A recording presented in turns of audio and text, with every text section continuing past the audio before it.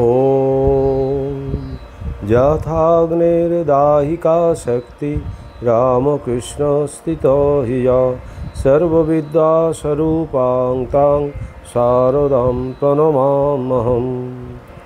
नमः श्री ज्योतिराजाय विवेकानन्दसूरये सच्चिदसुखस्वरूपाय स्वामिने तापहारिणे। বেদান্ত কী ও কেন? স্বামী বিবেকানন্দের লেখা এই বই থেকে পাঠ হচ্ছে। আজকে যে অধ্যায়টি শুরু হবে সেটি নামকরণ এইরূপ: আধুনিক যুগ ও বেদান্ত। সেখানে 1 নম্বর প্রশ্নে বলা হচ্ছে, বর্তমান যুগে বেদান্তের প্রাসঙ্গিকতা কোথায়? স্বামীজি বলছেন, পৃথিবীর সকলেরই বেদান্তের চর্চা করা কেন উচিত তাহার প্রথম কারণ এই যে বেদান্তই একমাত্র সার্বভৌম ধর্ম।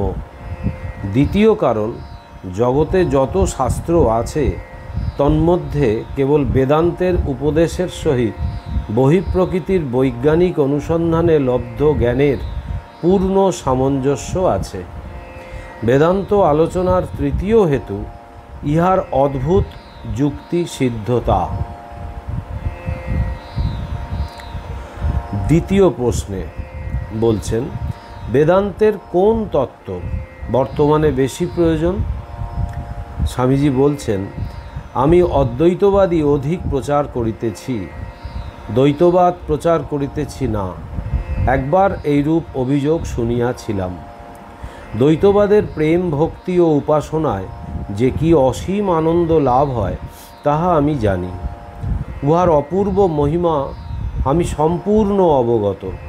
কিন্তু বন্ধুগণ, এখন আমাদের আনন্দে ক্রন্দন করিবারও সময় নাই। আমরা যথেষ্ট কাঁদিয়াছি, এখন আর আমাদের কোমল ভাব অবলম্বন করিবার সময় নাই। এইরূপে কোমলতার সাধন করিতে করিতে আমরা এখন জীবন মৃত হইয়া পড়িয়াছি। আমরা রাশিকৃত তুলার মতো কোমল হইয়া পড়িয়াছি। আমাদের দেশের পক্ষে এখন প্রয়োজন লৌহবৎ দৃঢ় মাংসপেশী ও ইস্পাতের মতো স্নায়ু। এমন দৃঢ় ইচ্ছাশক্তি চাই, কেহই যেন উহাকে প্রতিরোধ করিতে সমর্থ না হয়। উহা যেন ব্রহ্মাণ্ডের সমুদয় রহস্য ভেদে সমর্থ হয়। যদিবা এই কার্য সাধনে সমুদ্রের অতল তলে যাইতে হয়, যদিবা সর্বদা সর্বপ্রকার মৃত্যুকে আলিঙ্গন করিবার জন্য প্রস্তুত থাকিতে হয়, ইহাই এখন আমাদের আবশ্যক।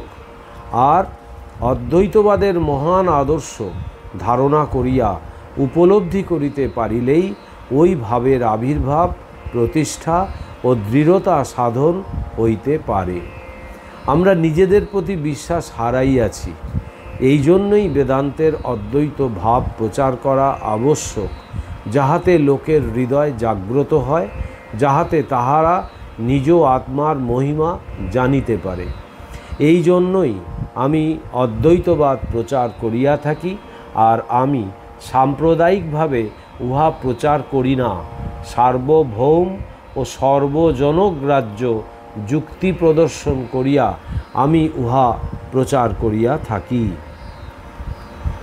3 নম্বর প্রশ্নে এরকম বলা হচ্ছে যে এমন একটি উচ্চ মতবাদ থাকা সত্ত্বেও ভারতের এই দুর্দশা কেন? তার উত্তরে স্বামীজি বলছেন, সমাজের এই হীনাবস্থার কারণ কেবল এই তত্ত্বকে কার্যে পরিণত না করা, সহানুভূতির অভাব, হৃদয়ের অভাব। হিন্দু ধর্মের ন্যায় আর কোনো ধর্মই এত উচ্চতানে মানবাত্মার মহিমা প্রচার করে না। আবার হিন্দু ধর্ম যেমন পৈশাচিকভাবে গরিব ও পতিতের গলায় পা দেয়, জগতে আর কোনো ধর্ম এরূপ করে না। ভগবান আমাকে দেখাইয়া দিয়াছেন, ইহাতে ধর্মের কোনো দোষ নাই। তবে হিন্দু ধর্মের অন্তর্গত অভিমানী কতকগুলি ভণ্ড পারমার্থিক ও ব্যবহারিক নামক মত দ্বারা সর্বপ্রকার অত্যাচারের আসুরিক যন্ত্র ক্রমাগত আবিষ্কার করিতেছে। বেদান্ত যদি ধর্মের আসন অধিকার করিতে চায় তবে উহাকে একান্তভাবে কার্যকর হইতে হইবে। আমাদের জীবনের সকল অবস্থায় উহাকে কার্যে পরিণত করিতে হইবে।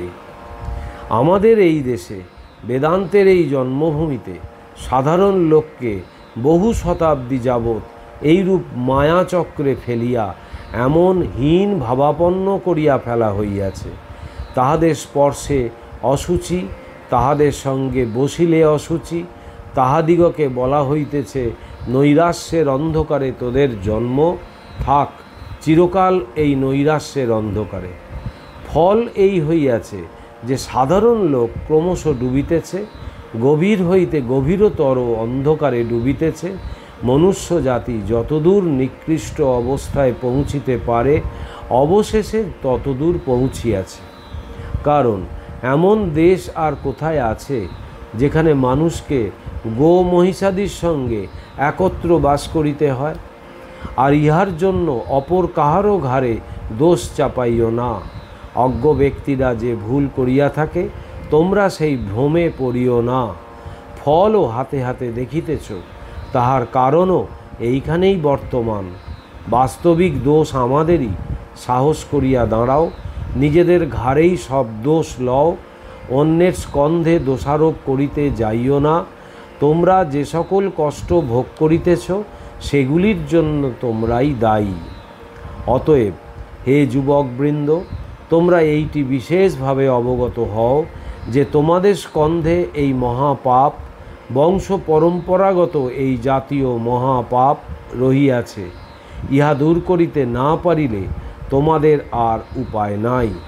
তোমরা সহস্র সহস্র সমিতি গঠন করিতে পারো, 20,000 রাজনীতিক সম্মেলন করিতে পারো, 50,000 শিক্ষালয় স্থাপন করিতে পারো, এসবে কিছুই ফল হইবে না যতদিন না তোমাদের ভিতর সেই সহানুভূতি, সেই প্রেম আবির্ভূত হয়, যতদিন না তোমাদের ভিতর সেই হৃদয় জাগ্রত হয় যে হৃদয় সকলের জন্য অনুভব করে, যতদিন না ভারতে আবার বুদ্ধের হৃদয়বত্তা দেখা দেয়, যতদিন না ভগবান শ্রীকৃষ্ণের বাণী কর্মজীবনে পরিণত হয়, ততদিন আমাদের আশা নেই। স্বাধীনতাই উন্নতির একমাত্র সহায়ক।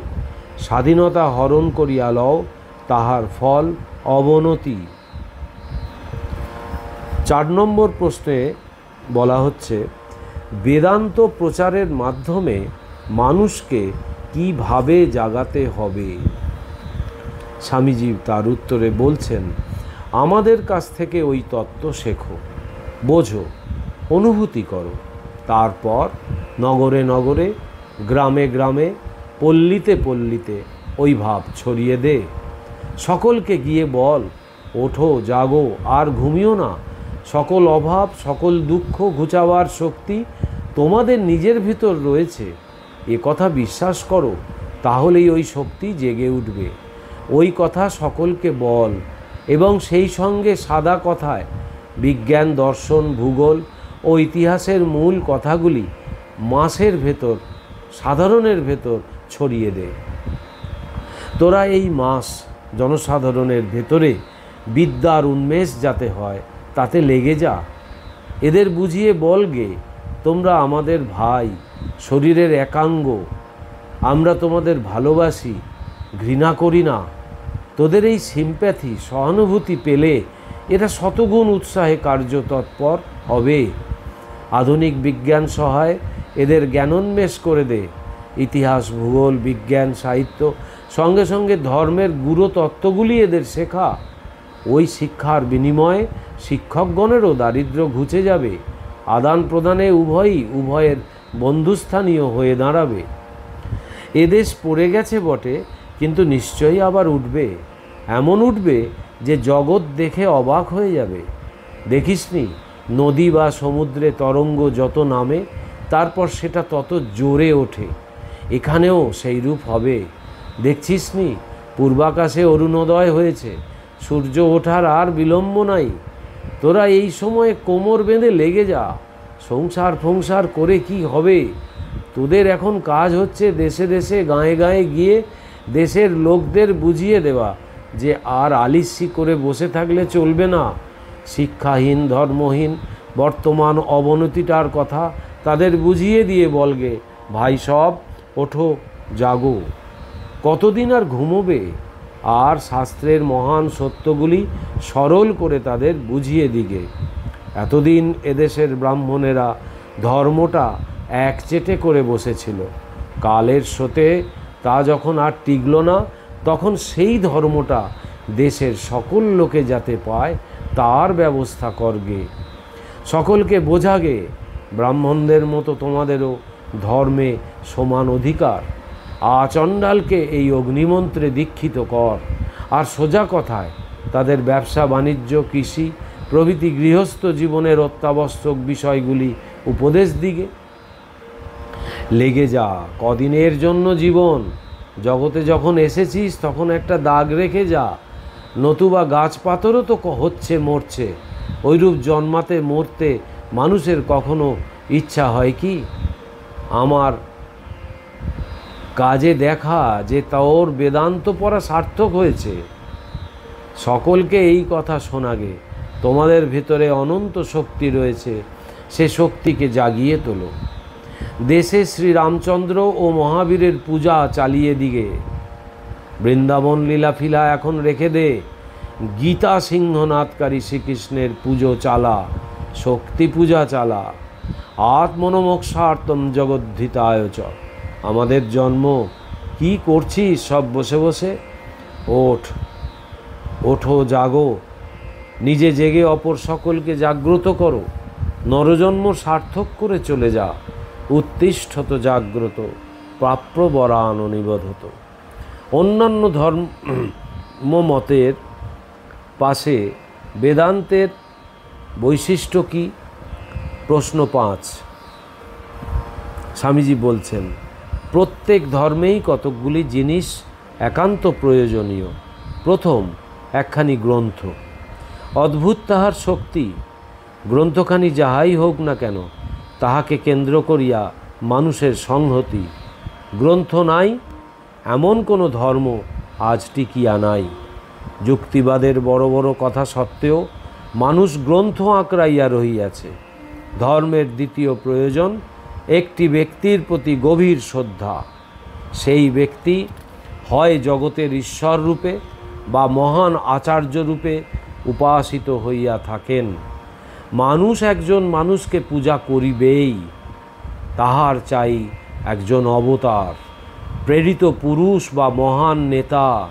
সকল ধর্মেই ইহা লক্ষণীয়।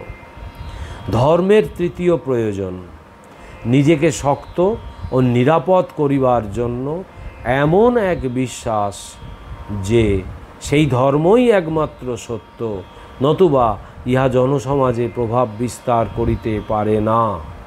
বেদান্ত এই সকল শিক্ষার একটিতেও বিশ্বাস করে না। প্রথমত, ইহা কোনো পুস্তকে বিশ্বাস করে না। প্রবর্তকের পক্ষে ইহা খুব কঠিন। অপর কোনো গ্রন্থের উপর কোনো গ্রন্থের প্রামাণ্য বা কর্তৃত্ব বেদান্ত স্বীকার করে না। ঈশ্বর, আত্মা ও চরম তত্ত্ব সম্বন্ধে সব সত্যই একখানি মাত্র গ্রন্থেই থাকিতে পারে। বেদান্ত এ কথা দৃঢ় কণ্ঠে অস্বীকার করে। যাহারা উপনিষদ পাঠ করিয়াছেন তাহারা জানেন যে উপনিষদই বারংবার বলিতেছে, শুধু পড়িয়া শুনিয়া কেহ আত্মজ্ঞান লাভ করিতে পারে না। দ্বিতীয়ত, একজন বিশেষ ব্যক্তিকে শ্রেষ্ঠ ভক্তি শ্রদ্ধা নিবেদন করা বেদান্ত মতে আরও কঠিন। কোনো মানুষ আমাদিগের অনেক ঊর্ধ্বে উঠিবেন, আর আমরা গিয়া তাহাকে পূজা করিব। তিনি আমাদিগকে টানিয়া লইয়া যাইবেন, আর আমরা তাহার কৃপায় উদ্ধার পাইব। এই সকল ভাবের স্থান বেদান্তে খুবই কম। বেদান্ত এরূপ শিখায় না, না গ্রন্থ, না কোনো মানুষকে পূজা করিতে, না, এই সকল কিছুই শিখায় না। বেদান্ত ঈশ্বর সম্বন্ধে পুরাতন ধারণা আদৌ শিক্ষা দেয় না। মেঘের ওপারে অবস্থিত স্বেচ্ছাচারী শূন্য হইতে খুশিমতো সৃষ্টিকারী, মানুষের দুঃখ যন্ত্রণাদায়ক এক ঈশ্বরের পরিবর্তে বেদান্ত শিক্ষা দেয় ঈশ্বর প্রত্যেকের অন্তরে অন্তর্যামী, ঈশ্বর সর্বরূপে সর্বভূতে।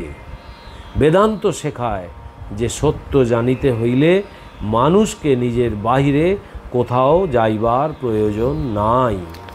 মানুষ আত্মা স্বরূপ, নিজেদের বিপদ হইতে টানিয়া তোলো, উদ্ধরেদাত্মনাত্মনম। বেদান্তের সিদ্ধান্ত বিশ্ব ভ্রাতৃত্ব নয়, বিশ্ব আত্মার ঐক্য। ওম নিরঞ্জনম নিত্যম অনন্তরূপম ভক্তানুকম্পাধীত বিগ্রহং বৈ ঈশাবতারম পরমেশমিড্ডম তং রামকৃষ্ণম শিরসা নমামহম। শ্রীরামকৃষ্ণার্পণমস্তু।